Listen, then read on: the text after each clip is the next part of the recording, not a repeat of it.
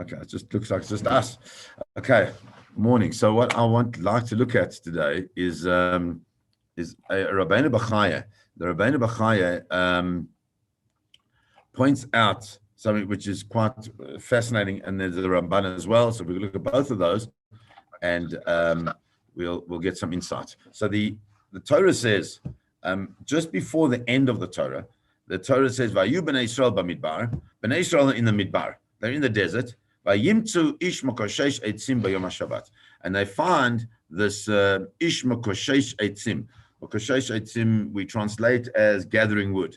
It's not clear exactly what gathering wood means. I mean, was he cutting wood? Was he just doing something else? What was he doing? But he's gathering wood. And then what happens is that vayikrevu oto hamotzim oto makoshesh eitzim al Moshe ve'al Aaron v'kol ha'edah, and the people see him doing this. They know that it's asur, whatever it was that he was doing was asur on Shabbos. He's breaking Shabbos. They take him before Moshe, and vayanichu oto b'mishmar ki lo poras ma ya'aseh lo, and they put him into, like, I don't know, a jail, custody, something, because I don't actually know what to do with him.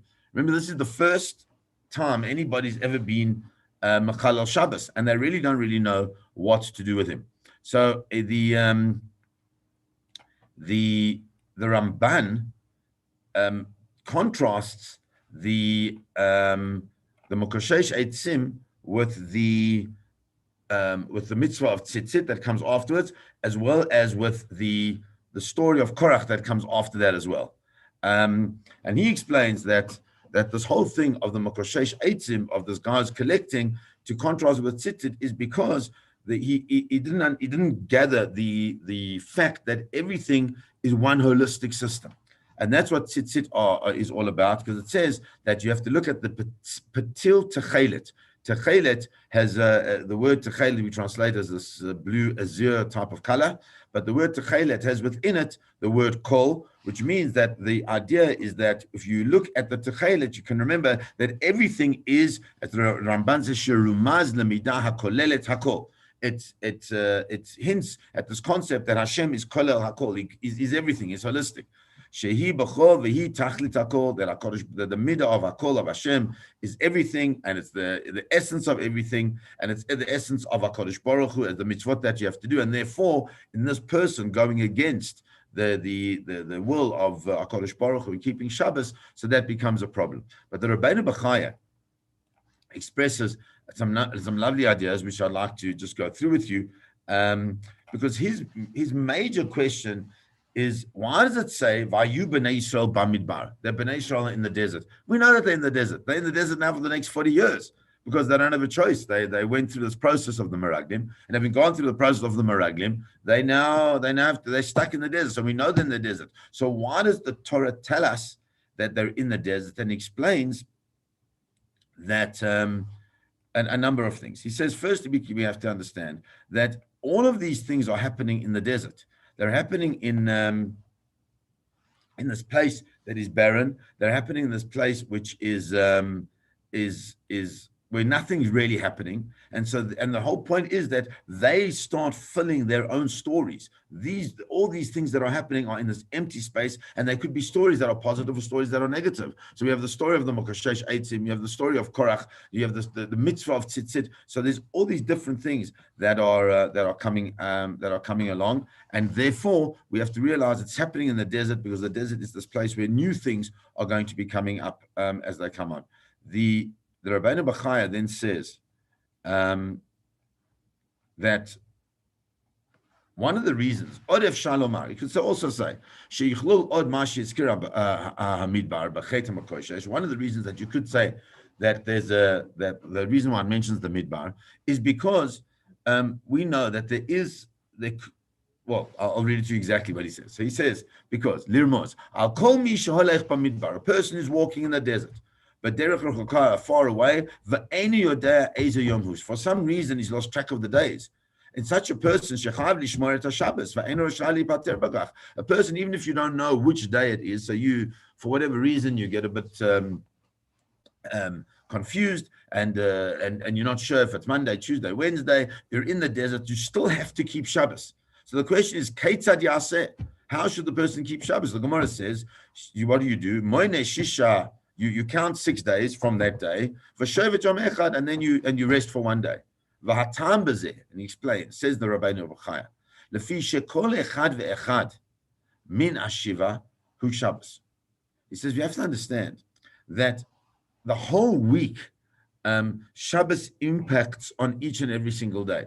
So on every single day of the week, there's an aspect of Shabbos. Sharei b'Shabbos b'sheish b'Bereshit kol hashiva pa'aloi v'shavta ikasher ba'Shabbos pa'ala pulata hamnucha v'tanug. Says because on the 6 days of the week, HaKadosh Baruch Hu is preparing for Shabbos. So therefore, the energy of Shabbos vests within all the 6 days of the week, and therefore, even though the day itself may not be Shabbos according to the normal way of counting, because you don't know what day it really is, there is still an aspect of Shabbos even within the 7th day that you're counting.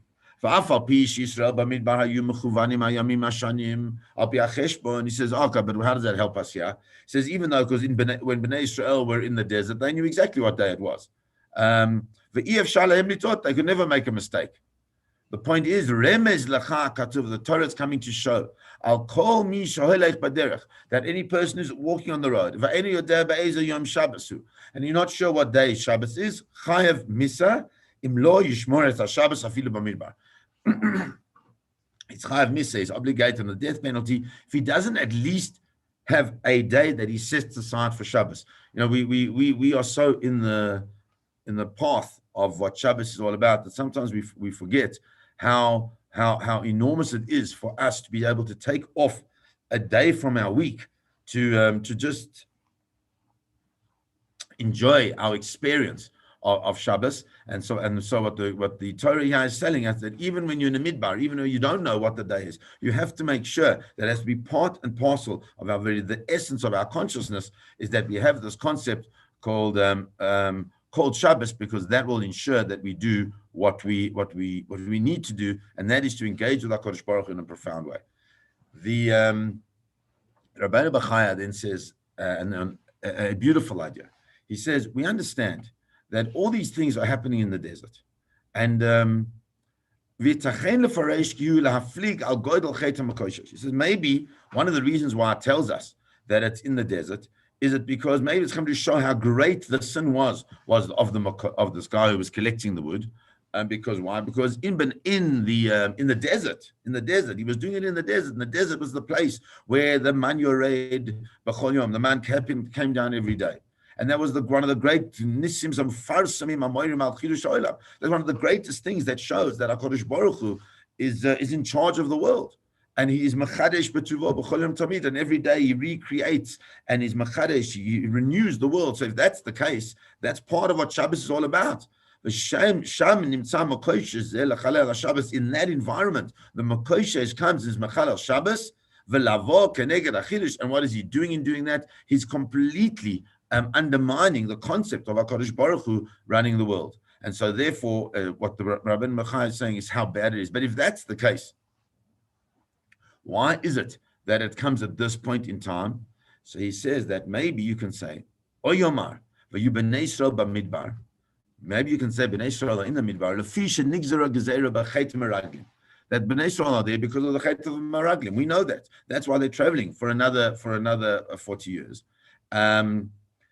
If that's the case, now they find this guy. The Torah says,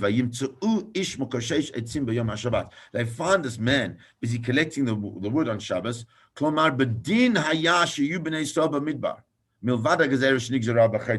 says the reality is that it wasn't only, this is unbelievable chiddush, it wasn't only because of the fact that they had gone through the process of the Meraglim, but they were in the Midbar because lefi sheyesh beinam averot acherot. There were other averas that were happening. It wasn't only the Meraglim. They're in the Midbar and they're going to travel in the Midbar for a longer point in time. The Meraglim are just like the cherry on the top. It seems to be what the Rabbeinu B'chai is saying, because the other people are doing averas. People are being Mechalel Shabbos, and Mezalzelim b'mitzvah tzitzis. Korach was Mezalzel, Korach was totally degraded. The mitzvah of tzitzit. They're people who are not doing what they're supposed to be doing. V'harei, and he says, Kol Yisrael arevim zelazeh. We know that we have we have this concept that we are all responsible for the actions of one another, meaning we feel the impact of other people's actions upon ourselves, and they feel the impact of our actions upon them. As it says, and he quotes a pasuk from Vayikra, and the pasuk from Vayikra is in the curses. And in the pasuk, in the curses, that says, "V'kashlu ish ba'achiv kimipnei cherev arodev ayin." He says, with no one pursuing, they'll stumble over one another. And they won't be able to stand in front of the enemy.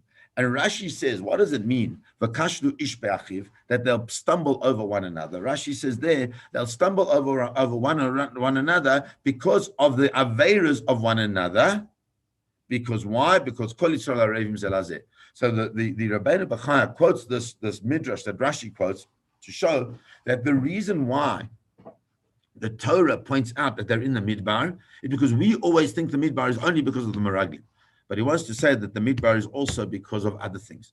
And when we can understand that Bnei Israel, part of, not the whole story, but part of the story of Bnei Israel in the Midbar is a result of their misbehaving, let's call it, amongst a number of people, that they are causing Am Yisrael to stumble. And I suppose with that we can think about ourselves, how we feel the impact when difficult things happen to our brothers and our sisters, be it Eretz Yisrael, in America, with all the things that are happening in the world today.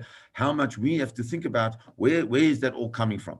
So it's coming from a wide understanding of Kol Yisrael Arevim Zelazeh. We all feel a sense of responsibility to one another, and because of that, what that means is that we have to also say, when things are happening elsewhere, that we have to also pick up ourselves and say, where are in our world can we find these makoshesh eitzim, these people, and I'm talking about within ourselves, that are makoshesh eitzim, that even though it's a small thing, it's just picking up wood. And it might just be that it's in according to your opinion, it's just the malacha of Eitzah, which is like it doesn't seem to be such a big thing. Nonetheless, perhaps we have to look deep inside ourselves and say, what are we able to do to ensure that we able to move from the Midbar into Eretz Yisrael, from the space of negativity, which is a Midbar, which is emptiness, into the place of fullness of Eretz Avat Chalav Udvash. Have a beautiful Shabbos, everybody, and Bezrat Hashem, we will continue on Monday.